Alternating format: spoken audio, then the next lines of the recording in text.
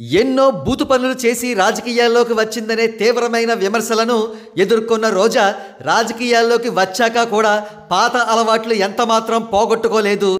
పెద్దంతరం చిన్నంతరం అనే తేడా లేకుండా ఎవరిని పడితే వాళ్ళని బూతులు తిట్టేది.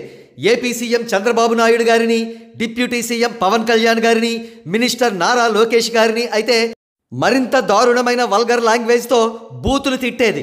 మరొక ప్రక్క మినిస్టర్గా వైఎస్ఆర్సీపీ ప్రభుత్వంలో ఉంటూ వందలాది కోట్ల రూపాయల అవినీతికి పాల్పడిందనే తీవ్రమైన ఆరోపణలను ఎదుర్కొంది. కాగా రీసెంట్గా జరిగిన జనరల్ ఎలక్షన్స్లో వైఎస్ఆర్సీపీ చిత్తుగా ఓడిపోవడంతో తన మీద కేసులు పెడతారనే భయంతో గుట్టు చప్పుడు కాకుండా చెన్నై చెక్కేసింది. ఇప్పుడు చెన్నై వెళ్ళిన తర్వాత మరింతగా దొంగ నాటకాలు ఆడుతుంది. ఇక్కడ ట్వీట్ చూడండి.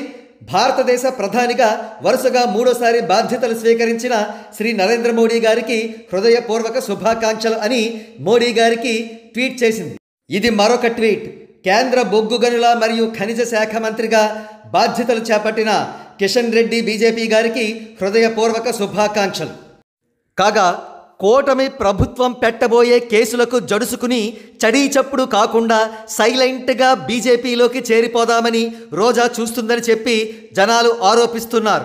ఇటువంటి నీచురాలిని, దుష్టురాలిని, వాచాలత్వము గల దానిని, లంచగొండిని ఎట్టి పరిస్థితుల్లోనూ వదిలిపెట్టొద్దని కూటమి ప్రభుత్వానికి ప్రజలు విజ్ఞప్తి చేస్తున్నారు. ఒకవేళ వదిలిపెట్టిన పక్షంలో అది సమాజానికి రాంగ్ సిగ్నల్స్ను కన్వే చెయ్యడమే అని కూడా వారు చెబుతున్నారు. సో కూటమి ప్రభుత్వం వెంటనే రోజాను చట్టానికి అప్పగించి ఆవిడ ఆస్తులను స్వాధీనం చేసుకుని ఆ ఆస్తులను సంక్షేమ కార్యక్రమాలకు ఖర్చు పెట్టాలని ఆశిస్తున్నారు ప్రజలంతా.